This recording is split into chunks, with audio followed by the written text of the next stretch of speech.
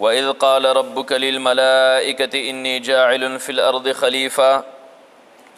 قالوا أتجعل فيها من يفسد فيها ويسفك الدماء ونحن نسبح بحمدك ونقدس لك قال إني أعلم ما لا تعلمون وعلم آدم الأسماء كلها ثم عرضهم على الملائكة فقال أنبئوني بأسماء هؤلاء إن كنتم صادقين. د دینا په ما قبل آیتونو کې ذکر وشو د الله د نعمتونو چې کیف تکفرون بالله وکنتم امواتا، تاسو څنګه د الله نه انکار کوئ، تاسو خو مړي وئ، فاحیاکم ثم یمیتکم ثم یحییکم ثم الیه ترجعون. او دغه شان هو الذي خلق لكم ما في الارض جميعا. دا نعمتونه د الله تعالی ذکر شول، خو نعمتونه بیا په دوه قسمه باندې دي، یو ظاهري نعمتونه دي او یو معنوي نعمتونه دي. یو هغه ظاهري نعمتونه شاته ذکر شول چې ته مړ وې را ژوندی کړي، بیا به دې مړ کړي، بیا به دې را ژوندی کړي. او دغه شان پر ځمکه کې چې سړي تا ته چې ښکاري په نظر راځي را ټول ستا د فایدې دپاره پیدا دي.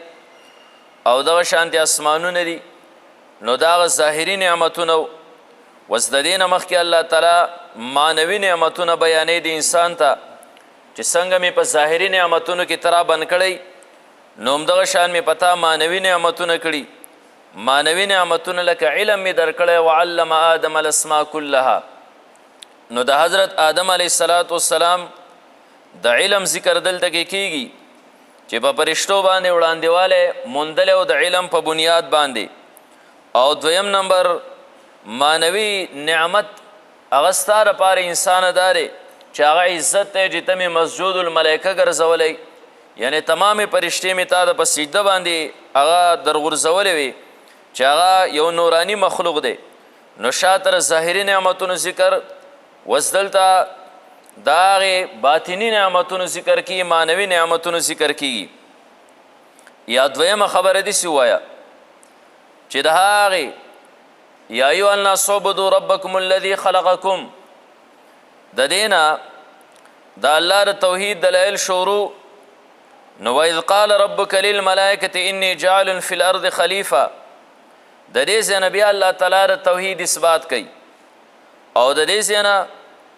د درې قسمه مخلوقاتو ذکر الله تعالی کوي چې په دې کې د آدم علیه السلام ذکر دی، په دې کې د ملایکو ذکر دی. وإذ قال ربک للملائکة وعلم آدم الاسماء كلها. او دریم نمبر په دې کې د شیطان یعنی د ابلیس ذکر دی چې ټولو فرشتو سجده وکړه، ابلیس ونه کړه. دا درې قسمه مخلوقات د الله ذکر کیږي چې یو خاکی دی، ترابي دی چې هغه آدم علیه السلام دی. دویم نمبر نورانی دی چې هغه فرشتې دي. او دریم نمبر ناری دی چې هغه شیطان دی. نو الله دلته کې د توحید اثبات په دې طریقې سره کوي چې ګوره که تاسو را الله سره شریک جوړوئ، نو پر دریو مخلوقاتو کې به یو مخلوق شریک کوئ، یا به خاکی یعنې ترابي شریک کوئ چې هغه بني آدم دی، او یا به تاسو ناری شریک کوئ چې هغه شیطان او جنات دي، او یا به نورانی یعنی نوري شریک کوئ چې هغه ملایکې دي. نو دا درې واړه د الله سره شریک نشي جوړېدی.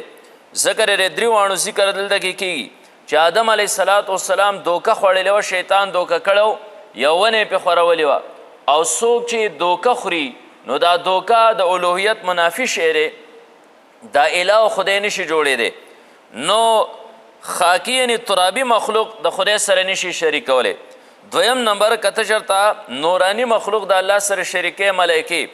نو نورانی مخلوق دلته کې د خپل عجز اقرار کړی دی چې سبحانک لا علم لنا الا ما علمتنا. دلته کې اقرار د خپل عجز کړی چې خدای مونږ سره علم نشته سوا د هغې نه چې تا راله راکړی. نو چې نورانی مخلوق په خپله د خپل عجز اقرار وکړه، نو دا څنګه د الله سره په الوهیت کې شریکېدی شي. او دریم نمبر که چېرته کې ته ناری مخلوق یعنی هغه جنات شیطانان د الله سره شریک کول غواړي، نو ناری مخلوق دلته کې هغه الله تعالی ملعون ګرځولی دی، هغه الله تعالی مبغوض ګرځولی دی. او بل دا چې انسان هغه ستا ازلي دشمن دی، ته یې د جنت نه راایستلی، ستا سره ازلي دشمني ده، نو بیا به دا ته څنګه په خدای سره نسي چې یو ستا ازلي دشمن دی او بل الله مردود ګرځولی دی، مبغوض یې ګرځولی، ملعون یې ګرځولی. نو پته ولګېده چې نه خاکي د الله سره شریک کیدی شي، نه نوري د الله سره شریک کیدی شي،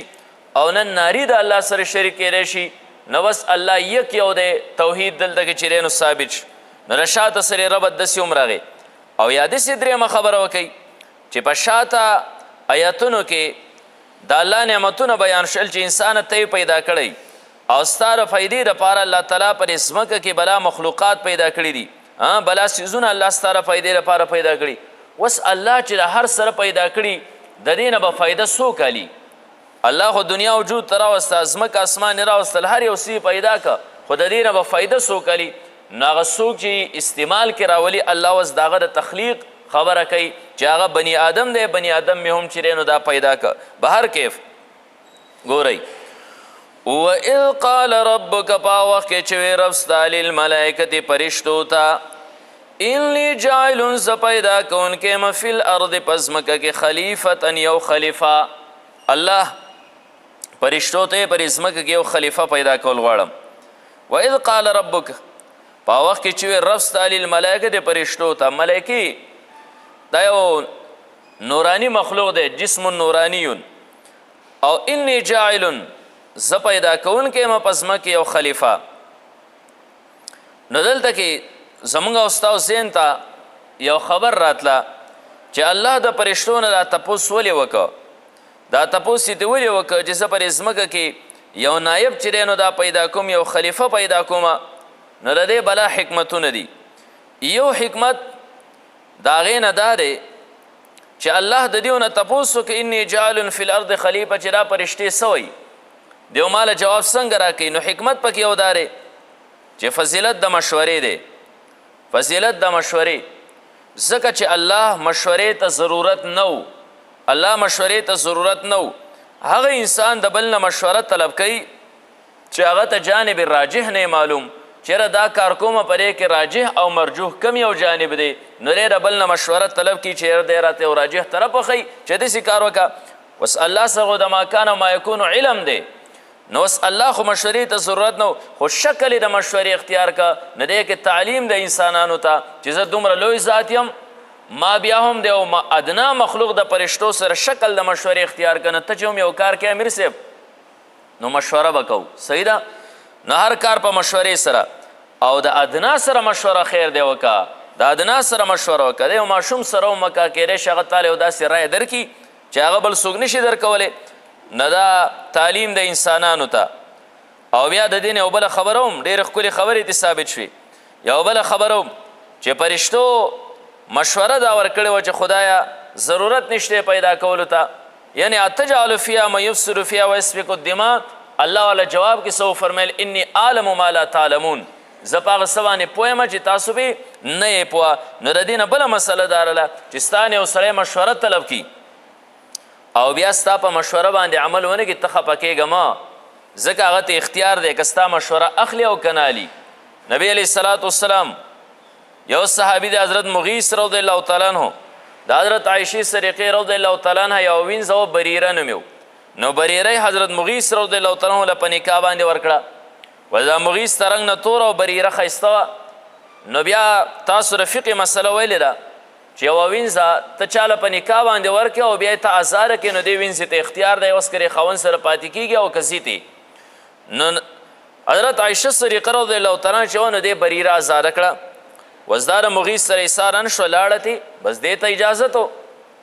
حضرت مغیث رضی الله تعالی عنه به پریشان و، پرې کوڅو کې به ګرځېده. نبی علیه الصلاة والسلام بریره راغوښته او هغې ته بیا د حضرت مغیث سره د نکاح دعوت ورکه. نه خو خیاره و په مسله باندې خو پوه وی د الله رسول ستاسو حکم دی که مشوره ده؟ نبی علیه الصلاة والسلام حکم نه دی، مشوره ده. وی بیا مشوره کې خو ماته اختیار دی د منلو او نه منلو، زه نکاح نشم کولی. نبی علیه السلام خفه نه شو په دې باندې، وی صحیح ده. نو که ستا په رایې باندې څوک عمل ونه کړي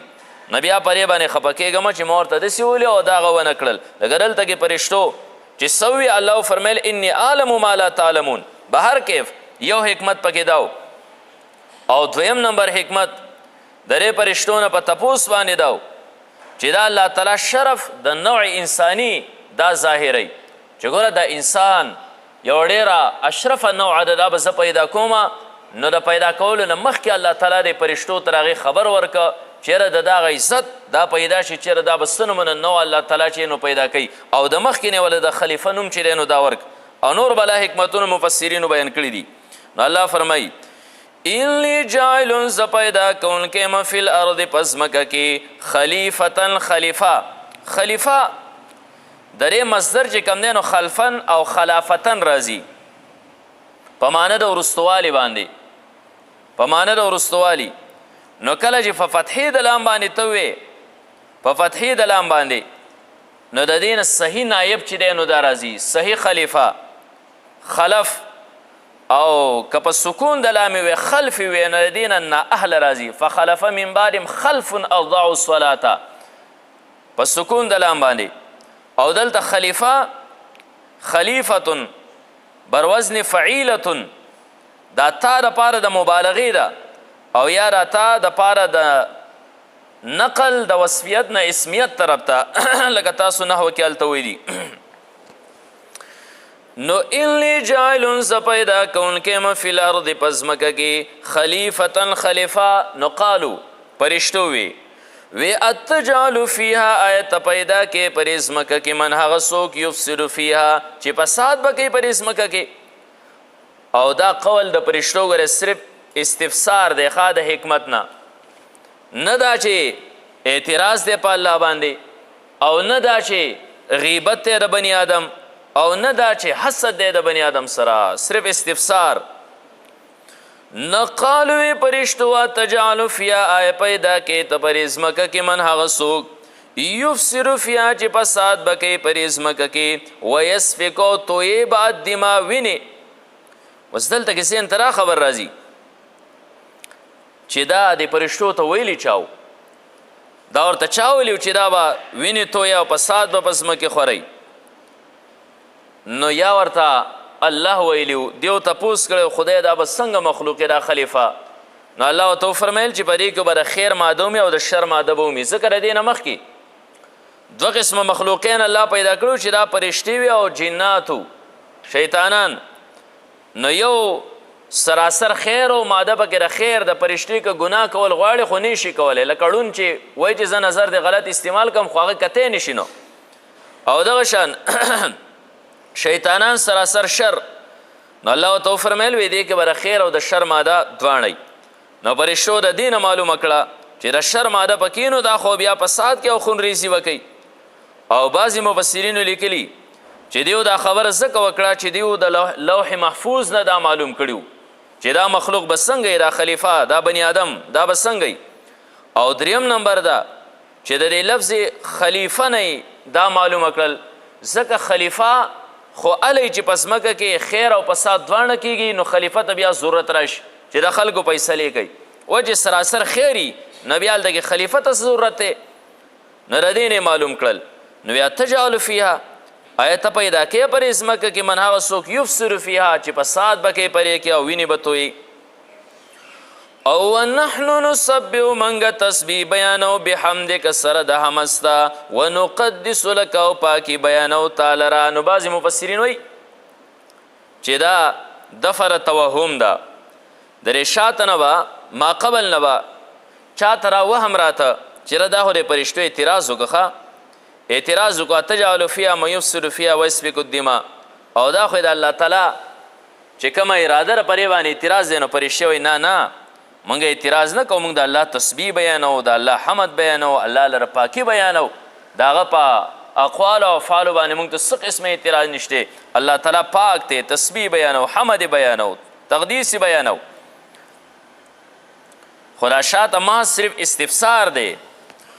ونحن نسبح من تسبیح بیانو بحمدک سره د حمستا ونقدس لک او پاکي بیانو تعالی را تسبیح او تقدیس دې کې مفسرینو لږ فرق ولري چې د آیات کې را دوه ذکر شو من تسبیح سره د حمستا بیانو او تقدیس سره له بیانو نقدس لک نه تسبیح نسبت د پاکی دی په خپلو اعمالو سره او اقوالو سره چې تر الله پاکی بیان کې په اعمالو سره او په اقوالو سره او تقدیس دا نسبت د پاکی دی الله تعالی ته په اعتقاد سره یو فرق پکې دا دی او دویم نمبر تسبیح کې صفات سلبیه بیانېږي صفات سلبیه یعنی الله د هر قسم عیب نه پاک دی د دې عیب نه پاک دی د دې عیب نه پاک دی را سلبي صفات د الله بیان شي او دغه شانتي په حمد کې او په تقدیس کې دا صفات ثبوتیه د الله بیانېږي چې الله سره دا صفت دی دا صفت دی او سره دا صفت دی کم ثبوتی صفات دی هغه الله له بیانېږي نو الله مونږه تسبیح بیانو سره د حمد ستا تقدیس پاکي بیانو تعالی را نو الله جواب ورکوي او جوابونه دو قسمه چې کم دی نو دا ورکوي یو الله اجمالی جواب ورکوي او قولی جواب ورکوي چې هغه دا دی انی اعلم ما لا تعلمون زه پوهېږم په هغه څه باندې چې تاسو پرې نه پوهېږئ تاسو ته پته نشته چې په پیدا کولو د آدم علیه السلام کې هغه څومره خوبي ده تاسو خو دغې ته ګورئ چې خونریزي به کوي خو زه په هغه څه پوهیم چې تاسو به پرې نه پوه دی به د هغې شر هغه ماده چې ده نو دا به مغلوبوي او د خیر هغه ماده به غالبوي په دیو کې به انبیا پیدا کیږي اولیاء به پیدا کیږي اتقیا به پیدا کیږي زما ډېر بزرګان او دوستان به پیدا کیږي چې هغه به د فرشتو نه هم ډېر وړاندې ځي نو دا اجمالي او قولی جواب شو او بیا ورپسې وعلم آدم الاسماء کلها کې الله تعالی تفصیلي او فعلي جواب چې کوم دی نو دا کوي چې آدم علیه السلام له الله علم ورکوي علم آدم علیه السلام زده که او فرشتو زده نه که او بیا په خپله باندې فرشتو اقرار وکړه چې سبحانک لا علم لنا الا ما علمتنا او آدم علیه السلام ته هغه علم الله وخو نو د دې نه خپله فرشتو د پته ولګېده چې یاره پیدا کول یې پکار دی او د ځمکې لپاره خلیفه دی پکار دی نو قال الله فرمیل انی اعلم زه پیژنم ما هغه څه لا تعلمون په هغې څه پوهیم چې تاسو پرې نه یې پوه ورپسې وعلم آدم الاسماء دغه تفصیلي او فعلی جواب الله چې نو دا ورکوي او پرې کې بیان د سبب د فضیلت دی چې آدم علیه السلام له الله فضیلت په څه باندې ورکه وعلمه خو الله تعالی آدم علیه السلام ته الاسماء کلها نمونه ټول آدم بعضې علما وایي چې دا آدم لفظ عربي دی او غیر منصرف دی پرې کې یو وزن فعل دی او دویم پرې کې عالمیت دی ځکه چې دا په اصل کې اقدمونو بر وزن افعلون نو وزن فعل شو بل پکې عالمیت شو غیر منصرف او عربي دی وزدرې مشتق منه سره د آدم د څه نه مشتق دی نو بعضې وایي چې دا د ادمتون نه مشتق دی ادمتون معنی ده ګندمګو غنم رنګې در انسان دا رنګ هم د غنم رنګې دی نو څه کرې ته آدم وایي او یا دا د ادمتون نه ادمتون نه د ادمتون نه پیشوا و مقتدا ته ویلی شي نو دا بني آدم دا پیشوا و مقتدا او دریم نمبر لکه بیساوي وغیره وایي چې د آدم دا د ادیم الارض نه دی ادیم الارض د ځمکې ریله پاسني پوستکي ته ویلی شي ځکه د ځمکې ریله پاسني پوستکي پټ نه دا یو موټی خاوره د هر ځای نه راوغستی شو بیا د هغې نه آدم علیه السلام تیار شو نو یا د ادیم الارض نه دی او بعضې وایي بعضې علما چې آدم دا عجمی لفظ دی عجمی کې عبرانی لفظ دی او په عبرانی کې آدم چې کوم دی نو خاورې ته وایي نو بیا هم پرې کې دا غیر منصرف شو ځکه یو پکې عجمه شو او دویم پرې کې عالمیت شو نو وعلم تعلیم ورکړی خو الله تعالی آدم علیه السلام ته الاسماء کلها نمونه ټول یعنی د تمامو انواع اسماء الله تعالی آدم علیه السلام ته وښول چې دې ته دا نوم دا لرګی دا ګټه ده دا شګه ده دا خاوره ده دا وسپنه ده او د هغې سره سره د اسماو سره سره د هغې هغه صفات او فواید ورته هم وښول چې د دې نه موږ دا فایده دنیا کې الو دا فایده به دنیا کې الو دا ټولې ورته چې نو دا وښول او ثم عرضهم بیا یې پیش کړل دا نومونه علی الملایکه دي په فرشتو باندې الله فرشتو ته ور پیش کړل او طریقه د پیش کېدو الله تعالی داسې اختیار کړه مفسرینو لیکلي دي چې یو سی به ورته راسې خو لکه مثال په طور لرګې چې د دې نوم سره او د دې فایده به صحیح دغه شان دی بل یو څیز دا به ورته وښو د دې نوم سره او د دې فایده به سې دنیا کې به د دې نه موږ څه فایده اخلو ځکه چې د ځمکې چې څو خلیفه جوړېږي نو هغه ته خو چې کم از کم دا پته یي که نه چې ځمکه کې دا رسي دی د دې نومونه څه او د دې فایدې به څه او دغه شان تمام لغات یې ورته ومخولخره څومره ژبې چې راغلي په دې ژبه کې ورته دا وایي په دې کې ورته دا وایي نو فقال الله فرمیل انبیونی خبر راکې ماته امر تعجیزي دی پرشتې چې کوم دی د خپل عجز اقرار وکړي نه دا چې تکلیف مالا یطاق دی الله مکلف کړي پرشتې باندې چې هغې طاقت نه لري نه صرف امر تعجیزي نو فقال بس الله فرمیل انبیونی خبر راکې ماته باسماء هؤلاء په نومونو د دې څیزونو باندې چې د دې نوم سره او د دې به څه فایده ان کنتم صادقین که چېرته تاسو رښتوني یئ که تاسو چېرته رښتوني یئ نو ما له دې څیزونو هغه نوم چې دی نو دا راکوئ فواید یې راته وښئ دا د مختصر المعنی طالبان دیو ته پته ده ځکه مختصر المعنی کې د دیو سبق هم دغه کې شروع دی صدق او کذب کې نو سوال دلته کې دا راځي چې صدق او کذب دا خو په کلام خبري کې راځي صدق او کذب په کلام خبري کې راځي او دلته شاته دوه قسمه خبرې ذکر شوې یو پرشتو خداوي چې اتجعل فیها ما یفسر فیها ویسفک الدماء نو دا خو استخبار دی استفهام دی کلام خبری خودینا نو څنګه الله فرمیل ان کنتم صادقین که چېرته تاسو رښتوني یئ یوه خبره او که ته دا وایې چې شاته خدای ونحن نسبح بحمدک ونقدس لک نو بیا هم ونحن نسبح بحمدک ونقدس لک بیا اشکال په دې باندې دا راځي چې الله فرمیل ان کنتم صادقین او ونحن نسبح بحمدک ونقدس لک دا خو صدق دی دا خو رښتیا دي پرشتې خو کوي دغه شان دی او ان کنتم صادقین د دې نه خو عدم صدق معلومیږي د دې نه خو عدم صدق معلومیږي نو بیا دی ان کنتم صادقین لا هغه بیا څه مطلب دی نو شاته خو کلام خبري او نه دی اتجعل فیها ما یفسد فیها ویسفک الدماء او دا دویم ونحن نسبح بحمدک ونقدس لک صدق دی او دلته خو ان کنتم صادقین لا عدم صدق معلومیږي نو جواب دا دی چې دا صدق راجع دی کلام غیر منطوق تا نه اتجعل فیها ما یفسد فیها دیتا او نه ونحن نسبح بحمدک ونقدس لک یو بل کلام چې هغه غیر منطوق دی دلته کې نه دی ذکر شوی لکه قول د ابن عباس رضی الله تعالی عنه د حضرت ابن عباس رضی الله تعالی عنه نه روایت دی هغه فرمایي پرشتو دا ویلو چې الله به زمونږ په شانتي اکرم او اعلم مخلوق بل نه پیدا کوي الله به اکرم او اعلم مخلوق بل نه پیدا کوي زمونږ په شانتي نو دلته کې دا ان کنتم صادقین دا صدق راجع دی او هغه کلام غیر منطوق ته نه دا چې شاته استخبار ته راجع دی یا نه دا چې بالکل دی مطلق صدق ونحن نسبح بحمدک دې ته راجع دی نو بیا ستاسو ذهن ته یو بل اشکال راځي چې دلته الله فرمیل ان کنتم صادقین که چېرته پرشتو تاسو رښتوني یئ نو ما له دې څیزونو په اسماو باندې چې کوم دی نو هغه خبر راکوئ نو بیا بل اشکال ذهن ته دا راځي چې د ان کنتم صادقین سره خدا عدم الصدق دلته کې لازم شو او عدم الصدق دا خو کذب دی او د کذب نسبت کول بیا پرشتو ته دا خو صحیح نه دی ځکه د پرشتو په باره کې الله فرمایي چې لا یعصون الله ما امرهم ویفعلون ما یؤمرون نو پرشتې خو ګناه کوي نه او کذب خو ګناه دی نو بیا جواب دا ذهن کې یاد ساتئ چې دا کذب دا کله په مقابله د صدق کې راځي او کله چې کوم دی اصابت الی الحق دلته د مراد چې کوم دی هغه اصابت الی الحق دی که تاسو حق ته رسیدلی نو ماله پرې خبره باندې جواب راکوي نو مخکې نورانی پرشتې نورانی مخلوق چې دی هغه د عجز اقرار کوي